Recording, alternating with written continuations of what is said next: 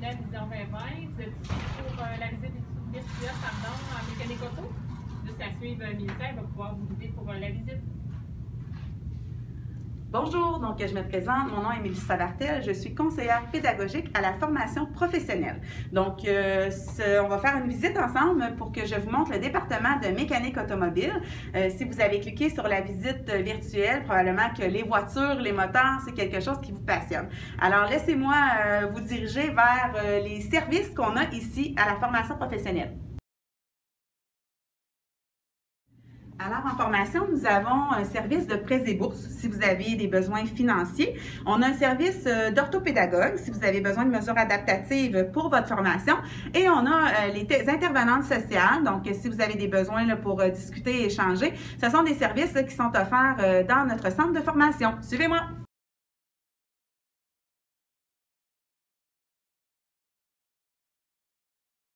Alors, je me permets de m'arrêter ici parce qu'en mécanique automobile, vous aurez besoin d'emprunter plusieurs outils.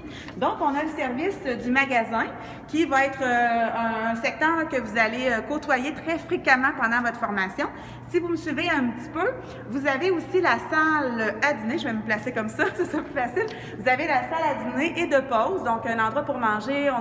On a les micro-ondes, les éviers, donc un endroit de repos pendant vos pauses et l'heure du dîner. Maintenant, vous avez aussi des casiers qui vont vous être offerts. On va se diriger vers l'enseignant qui est attitré au programme, qui va nous accueillir et nous faire la visite. N'oublie pas, si tu as choisi mécanique auto, je te rappelle que les préalables sont un maths, français et anglais de 4e secondaire. Suis-moi. Bonjour Patrick. Donc, je vous présente Patrick Marcoux, qui est l'enseignant en mécanique auto. Salut Mélissa, je suis content de t'accueillir aujourd'hui. Oui, ça va bien. Oui, ça va donc, bien. Patrick, est-ce que tu nous fais faire une petite visite des lieux? Excellent, on te suit. Alors, vous rentrez dans la grande atelier qui est représentative d'un atelier mécanique auto. C'est-à-dire qu'il y a des ponts élévateurs, des postes de travail, comme on retrouve dans le vrai garage. Donc, l'étudiant qui fait ses études ici ne se retrouve pas trop dépaysé lorsqu'il retrouve un atelier dans un garage parce que c'est exactement le même montage qu'un atelier normal. OK, c'est un grand espace, donc des leviers, tout ça. Là. Et la formation, elle dure combien de temps, Patrick? C'est 1800 heures. OK, donc c'est environ un an et demi? 14 mois, oui. 14 mois, excellent. Ouais. Alors, je peux vous présenter ici la classe. Une classe théorique qui est représentative. On a 4 classes théoriques comme ça dans notre département. Alors, vous avez les bureaux, le prof est installé à l'avant. Évidemment, il y a une partie théorique comme dans tout cours. Il y a une partie théorique au début, souvent de la journée. Puis souvent, le reste de la journée, ça se complète par des exercices pratiques. Et est-ce que le théorique, là, vu que tu en parles, est-ce que c'est tous des exercices papier? Parce que je vois certains accessoires qui sont à l'intérieur de façon démontée. Donc, c'est purement de la théorie ou il y a même à l'intérieur des démos ou des choses? C'est ça. L'enseignant va varier ses façons d'enseigner. Il va avoir soit par démo. Des fois, on va faire de la recherche technique sur les logiciels. On a un logiciel qu'on appelle, nous, Electube, qui est un logiciel d'apprentissage où ils peuvent faire des apprentissages en ligne. OK. Donc, il y a une partie apprentissage qui est faite en ligne, une partie qui est par l'enseignant qui fait des démonstrations, puis évidemment, il y a des exercices papier aussi. Super. Donc, concrètement, est-ce que tu aurais une compétence à nous présenter? Oui, parfait, on te suit. On va aller un petit peu plus par là. Alors ici, on est au cœur du véhicule. C'est la pièce principale qui fait foi de tout et le moteur. Alors, c'est une des compétences que les étudiants voient.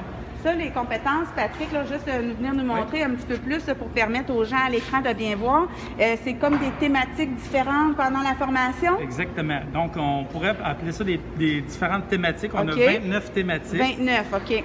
Cette thématique-là, ici, s'appelle « Moteur à combustion interne ». Fait partie des 29 compétences. Donc, il y a une partie des compétences qu'on appelle des apprentissages généraux. Par exemple, où les élèves vont apprendre l'électricité de base, où les élèves vont apprendre à fileter des filets, extraire des vis cassées. Ça, c'est les compétences générales. Puis, on a des compétences vraiment plus spécifiques comme celle-là ici. Alors, les élèves, exemple, comme dans celle-là, ont pris des mesures. Ça fait partie des tâches du mécanicien. On va s'approcher, Patrick, pour que tu puisses bien nous montrer les outils parce que là, on voit qu'il y a plein de choses à démonter. Donc, je ressens qu'il y a une grande variété de tâches possibles à faire. Là. Exactement. Donc, une des choses qu'ils ont à faire, ça fait partie des tâches principales du mécanicien, c'est être capable d'effectuer un bon diagnostic sur le véhicule. Donc, si le client rentre avec un problème moteur, le mécanicien doit être capable de relever des lectures avec des appareils, prendre des lectures, chercher des spécifications dans des banques de données, ce qu'on appelle, nous, des manuels de réparation, puis être capable d'établir un verdict. C'est-tu bon ou c'est pas bon? Et à partir de là, il va faire une réparation. Ici, on simule vraiment une réparation. Donc, ça permet aux élèves qui s'inscrivent dans la formation de bien connaître chacune pas des articles, mais des accessoires, des composantes. Merci de me corriger. Puis d'être capable même de le remonter, j'imagine. Donc, une fois qu'il est démonté, on va, exemple, utiliser des appareils de mesure. Par exemple, on a ici un micromètre où on va prendre une des pièces. On va mesurer avec le micromètre, relever des lectures, puis établir des diagnostics si la pièce est bonne ou n'est pas bonne. Donc, dans les tâches principales, il y a vraiment être capable d'effectuer des vérifications, un diagnostic, mais ce n'est pas toujours briser un véhicule. Donc, des fois, c'est juste de l'entretien et de l'inspection. Donc, par exemple, le client qui rentre pour un véhicule pour faire un changement d'huile, aussi simple que ça, le mécanicien, il faut qu'il soit entraîné à faire l'entretien du véhicule, c'est-à-dire l'entretien préventif consiste à remplacer des composants sans qu'ils soient brisés, mais pour maintenir la durée de vie du véhicule. Et pour faire toutes ces tâches-là, j'imagine que ça requiert différents outils qu'on a probablement ici dans l'atelier? Oui, bien sûr. Alors, ici à Vision 2020, on a pas mal tout ce qui est à la fine pointe au niveau de l'équipement, autant au niveau outillage que de l'équipement. Alors, je peux vous faire une petite tournée ça pour vous montrer bien les intéressant. différents équipements. Dans l'équipement qu'on a, en termes d'outils d'enseignement, on a ce qu'on appelle les moteurs sur banc. Alors, le moteur sur banc représente vraiment l'ensemble de la mécanique principale qu'on retrouve sur un moteur. Mais au lieu d'avoir le véhicule au complet, on a un module d'apprentissage où l'élève peut relever des lectures avec soit un analyseur, des composantes, multimètre. Puis, donc, s'habituer déjà à un système un petit peu moins complexe qu'avoir le véhicule au complet. Donc, c'est un peu sans la carrosserie, là, si Exactement. je vois bien, là, parce que je vois le système ici de la voiture, le on son, peut reconnaître le levier de vitesse, on peut reconnaître. Si on vient ici, on peut même reconnaître la pédale d'accélérateur, le système de freinage. Donc, les élèves s'habilitent à travailler avec ça pour mettre en pratique leur connaissance. Exactement. Donc, on peut voir un petit peu l'aspect moteur qui est monté, tout est fonctionnel, comme sur un véhicule. Excellent. Je peux aller vous montrer maintenant une machine à alignement qu'on appelle un petit peu plus loin.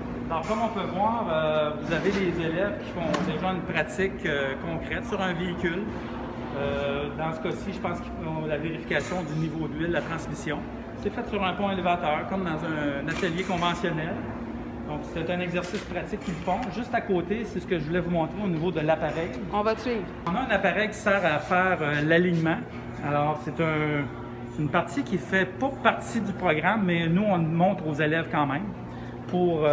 C'est un enrichissement, des exercices d'enrichissement qu'on fait avec eux, ce qui permet que lorsqu'ils arrivent sur le marché du travail, bien, ils ont déjà vu l'appareil, ils ont déjà vu les principes de fonctionnement dessus. Parce que plusieurs garages se mettent à la fine pointe de la technologie, donc vous suivez la cadence. Exactement. Super. On va aller un petit peu plus loin, on a d'autres appareils que je peux vous montrer. Alors, ici, ce que vous voyez, c'est vraiment la section, ce qu'on appelle des pneus. C'est représentatif de ce qu'il y a dans l'industrie. Des machines à la fine pointe de la technologie qui servent non seulement, par exemple, on a un appareil ici qui sert non seulement à balancer les pneus, mais qui est capable d'effectuer un diagnostic. Alors, si vous voulez venir par ici, vous allez voir un petit peu mieux le fonctionnement de la machine. Elle fonctionne juste par des lectures au laser. Donc, il n'y a aucune lecture directe de prix ou de mesure avec des instruments de mesure. C'est des lasers qui mesurent le pneu, qui va effectuer un diagnostic. Donc, si je baisse le capot, on va voir la roue se mettre à tourner. Puis ici, on va voir ici des lasers venir prendre des mesures sur le pneu et effectuer un diagnostic. Et là, on voit ça à l'écran ensuite. Exactement. Donc là, c'est super. Là, je vois qu'il y a plein d'articles à la fine pointe de la technologie. J'imagine qu'il y a une continuité en garage, mais pour les élèves, est-ce que c'est seulement ici qu'ils vont expérimenter les nouveaux outils? Bien, je suis content que tu me poses la question. Oui! Mélissa, en fait, c'est que ce qu'on a une particularité ici au niveau Vision 2020, c'est qu'on a un programme qu'on appelle Alternance Travail-Études. Donc, au lieu de faire le 1800 heures au complet dans l'atelier, on a 464 heures qui est fait dans le milieu de travail. Et Alors, ça, c'est juste à la fin ou c'est tout non. au long de la formation? Dès le début de la deuxième trimestre, on a déjà une partie qui est en stage.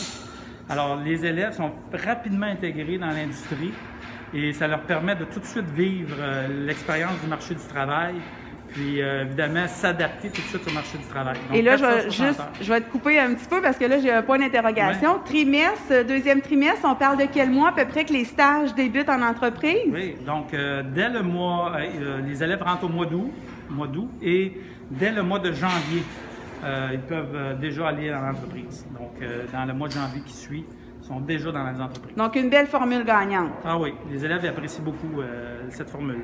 Alors, est-ce qu'on pourrait parler à des élèves pour Oui, bien bien leur sûr, bien montrer? sûr. On va aller faire la rencontre de Olivier. Suivez-moi. Bonjour, Olivier. Bonjour. Ça va bien? Oui, toi? Oui, alors toi, tu as débuté ta formation quand? J'ai débuté ma formation il y a 2 ans. Oh, 2 ans. Donc, je croyais que le programme était 1 an et demi. Oui, mais on est dans un programme ici, ça s'appelle Concomitance. Dans le fond, on fait notre secondaire 2 en même temps. Secondaire 4? Oui, notre secondaire 4 et 5 en même temps que notre DEP en mécanique auto. Donc, si je comprends bien, à partir de secondaire 3, tu as fait le choix de poursuivre ta formation ici. Tu as intégré en secondaire 4, tu as fait tes matières de secondaire 4 et secondaire 5. Et à la fin, tu vas obtenir ton DEP aussi en même temps. Donc, tu vas terminer avec 2 diplômes en main. Est-ce que c'est bien ça? Oui. Super. Et qu'est-ce que tu es en train de faire actuellement, Olivier? On était après vérifier la précharge des roulements dans un différentiel qu'on vient tout juste de remonter. Donc, ça, c'est le différentiel? Oui. Parfait. Dans le fond, s'assurer de la bonne précharge des roulements, c'est pour pas que ça fasse de son ou une usure prématurée ou des choses qu'on veut pas dans l'automobile. Donc, je vois que tu as plusieurs outils à utiliser. Là. Je connais pas ça bien, là, mais vous avez besoin sûrement de prendre des... Ça, c'est un cadran, oui? Vous avez des choses à mesurer avec ça? Dans le fond, on a un indicateur. Je ne sais pas si vous voyez bien là, dans la caméra. Je vais juste vous montrer, Olivier, on va bénéficier de tes compétences pour bien expliquer aux gens à l'écran. Dans le fond, ici, on a un indicateur cadran. Ça, dans le fond, à quoi ça va nous servir? C'est qu'on va pouvoir vérifier le battement qu'on appelle. C'est l'espace que la dent, que dans le fond ici, va prendre dans celle-là. OK. Puis c'est vraiment un jeu minime qu'il y a là-dedans. Puis à l'aide de ces 2 vis-là ici, on va ajuster sa profondeur et sa position. Donc, quelque chose que tu as appris de tes nouvelles connaissances, compétences au fil des mois. Là. Oui. Bon, bien super. Alors, je te souhaite une belle continuité, Olivier. Merci. Vous aussi. Alors, je vous présente un deuxième élève. Donc, on avait Olivier qui est en concomitance et on a maintenant Cédric. Bonjour, Cédric. Bonjour. Ça va bien? Oui, vous? Oui, ça va très bien. Alors, dis-moi, quand as-tu débuté ta formation? Moi, j'ai débuté en août. OK. Et est-ce que tu peux m'expliquer qu'est-ce qui a fait en sorte que tu as choisi le programme de mécanique automobile? Oui, ben moi, dans le fond, j'ai perdu mon emploi à cause du COVID, donc j'ai dû essayer de me réinvestir dans un autre emploi. Donc, j'ai toujours été très manuel, donc la mécanique automobile, ça s'est présenté comme une opportunité. Puis, est-ce qu'il y a des particularités du programme ou une formule que tu aimes beaucoup jusqu'à maintenant?